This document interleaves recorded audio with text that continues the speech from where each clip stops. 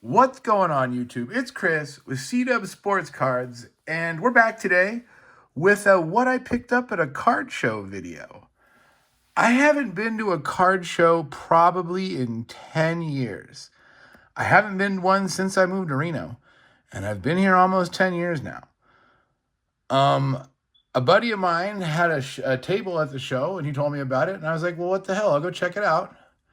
And I figured I'll bring some of my bigger cards that I might be interested in moving and see if I could make a deal.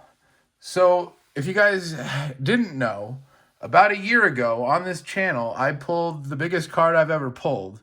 And it might be the biggest card I ever pull. Like, I pulled a Shohei Ohtani autograph out of 2022 Bowman Platinum Monster Box. Numbered to 99. It was a die cut. I had it for about a year. I've thought about selling it a few times. I haven't really had like any solid offers. So I went to the card show today and I shopped it around a little bit. And before we get into that, I haven't been to a card show in 10 years. And the first thing that I noticed is I was surprised at how big Pokemon has become. I knew it was a big thing.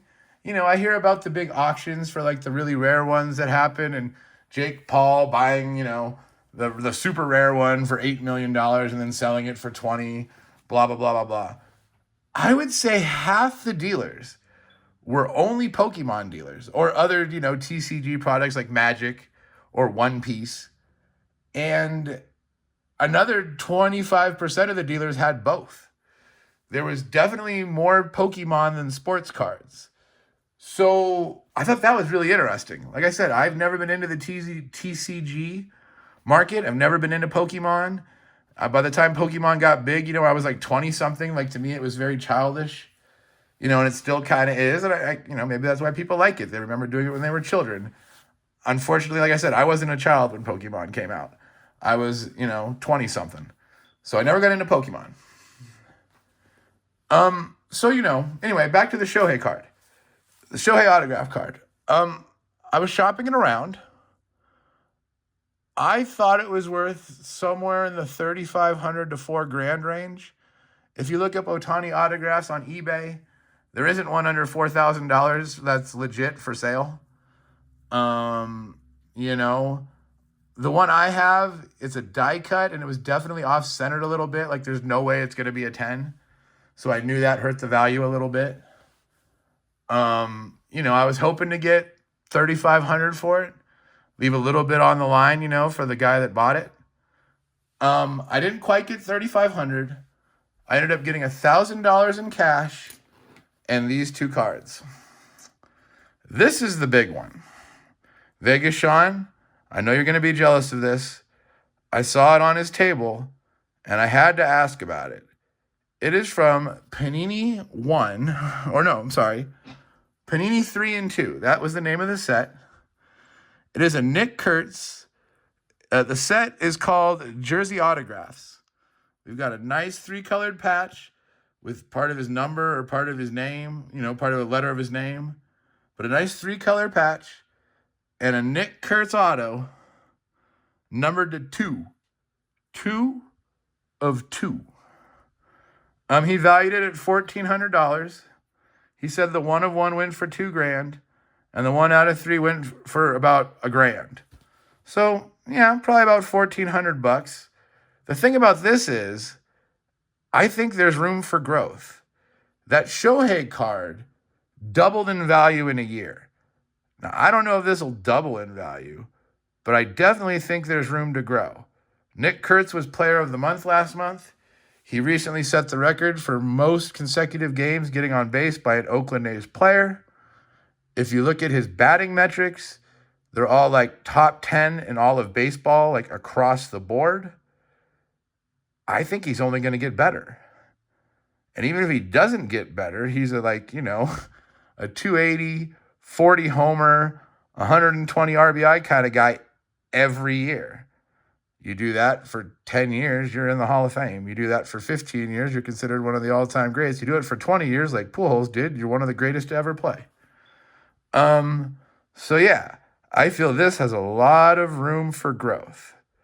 I was pretty excited to pick it up. So that was about $1,500 of value. And then we got this. Paul Skeens from Topps Chrome Black, numbered 450 auto.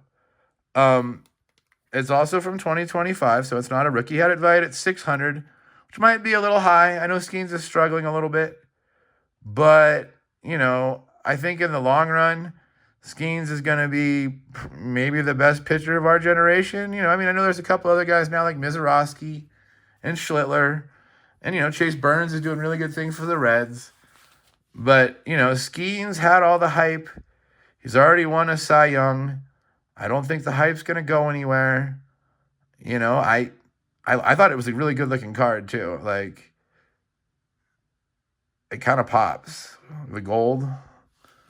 So there was $2,000 in value, and then I got $1,200 cash. I got about $3,200, which, like I said, if I was to put it on eBay and sold it for, $3,500, I would have had to pay more eBay fees than that.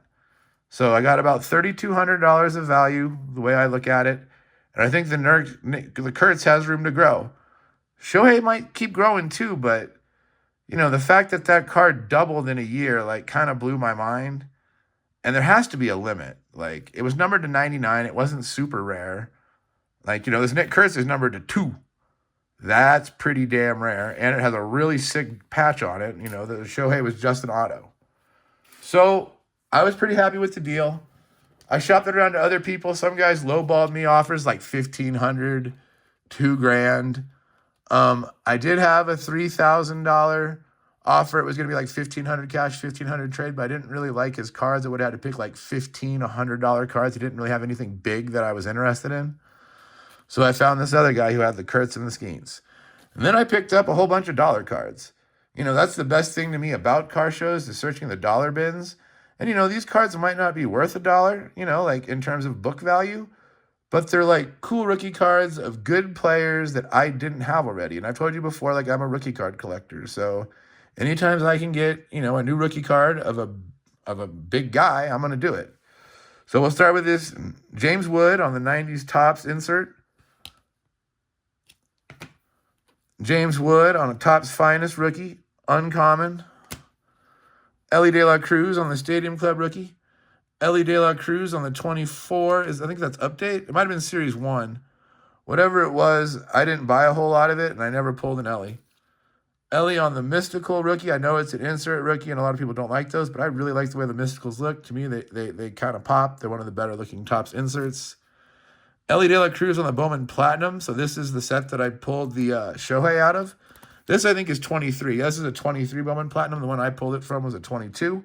So this is not a rookie card. This is just a prospect card, but I hadn't actually ever seen it. I know it's a common card, but a lot of people, don't. Bowman Platinum is not a very popular Bowman set. So I picked it up. I really like this insert set. I don't know what it's called. It's from Topps. It has the name of the airport. I know that sounds weird, but if you were to look at the Cincinnati airport, that would be the abbreviation for it. And then it has a map on the back of the Cincinnati area. There's a river running right there. I have no idea what this was called. This is from 24, so this is considered an Elly De La Cruz, insert rookie from that, whatever set that is. But I've seen that set before. I pulled a Corbin Carroll rookie from it. I think it's a cool looking insert set. They should have kept it. Nick Kurtz rookie. I believe that is from, I don't know what that's from. 2025 Topps. Number is 213, so I guess that's Series 1. I didn't think he was in Series 1. But anyway, 2025 Topps, whatever. Nick Kurtz rookie. And then we picked up all these from a different dollar bin. This is trade bait for Mighty Ox. He's a big Phillies guy. We got Ryan Howard, Brian Abreu. We've got their gold or copper or gold autographs, on there. And it was numbered to 150. It's a Topps card. I don't know what insert set it was from, but I thought it was cool looking. Lance Berkman rookie, MLB Top Stars 1997 draft pick. I mean, I don't know if Berkman's a Hall of Famer. He's definitely in the Hall of Very Good. $2 for, $1 for a Berkman rookie card. I'm in. 90 Leaf Dave Justice. Just because it's an iconic set. I remember when this set came out, that was like in the height of my collecting. It was kind of the first premium set to ever drop. I remember like packs when they first came out were like $3 and quickly went to like $5 and quickly like kept rising after that. Like, the Frank Thomas from this set is one of those like iconic cards from the, Junk Wax era. Card 297, Dave Justice rookie. He was also a very good player, probably not in the Hall of Fame, but good player. Here's a Topps Chrome Refractor of Ramon Laureano rookie. He's now a Padre. I heard he just got hurt and went on the 60-day DL, but he's an excellent defensive outfielder, and he's been doing better offensively since he joined the Padres. He did have a PED ban when he was with the A's, but it appears that he's past that. Xander Bogaerts rookie on the Bowman. Jace Young rookie, Jace Young first. He's having an excellent year for the Rangers. He will probably be an all-star. He's having a great year. Alec Bohm first, another trade bait for Mighty Ox.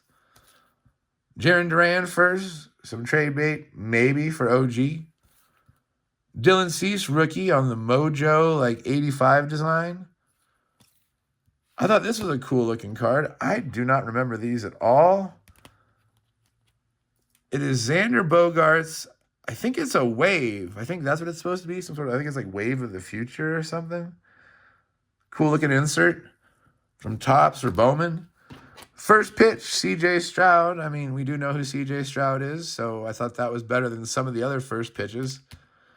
Bowman first, Eric Chavez. As an Oakland A's fan, it was a little after, the Big Matt Canseco, Bash Brother years, but I do have some fond memories of Eric Chavez as well.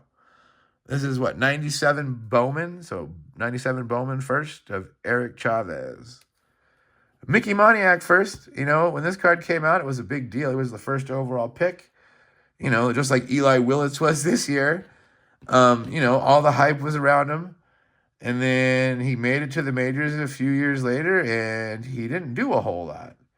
Now, he did get a second chance. He got a fresh start with the Colorado Rockies, and he's been really, really good as a Rocky. Maybe the thin air helps. I don't know. But ever since he's gone to the Rockies, he's been playing like the first overall draft pick, should. Probably will be an all-star this year for the Rockies in all likelihood. Nico Hoerner rookie on the Bowman. What year is this? 2020. Yeah, I don't think I have a lot of 2020 Bowman. So a Nico Hoerner 2020 Bowman rookie. We got some soccer cards. These are also $1. This is a really good card. Martinelli rookie on the Prism on the red cracked ice. I think the red cracked ice, you got them in the Mega Box exclusive. You got a couple per pack. Martinelli is a pretty good player. He plays for the Premier League champions this year, Arsenal. He, I think, is on the Brazilian national team. He has been on the Brazilian national team in the past. He's not really starting for Arsenal anymore. He kind of comes off the bench as the late minute guy to give him some energy and pizzazz, but he's still a really good player and he's still pretty young. So Martinelli rookie for $1, all over it.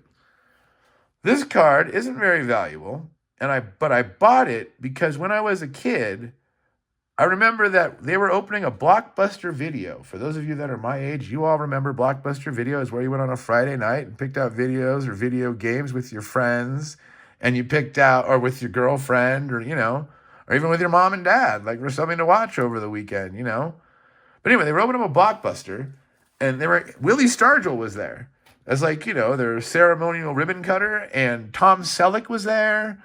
And a couple other famous people were there to help open this Blockbuster. But anyway, for $5 or a $5 donation, Willie Stargell would sign your card. So I went to the card shop and bought this Willie Stargell card for $2 back in the day, or $3 back in the day, and then gave him $5 to autograph it. Now, I know it's not autographed, but brings back fond memories. You guys know the value of nostalgia. Mark Gahey, rookie. He will be starting for the English national team in this year's World Cup, and it's once again a red cracked ice Prism rookie for $1. You can see there's a $10 tag on it, so I thought that was a steal. Livramento rookie. Unfortunately, they didn't have a red one of these. There's the Martinelli base, but once again, I still thought for $1 it was decent.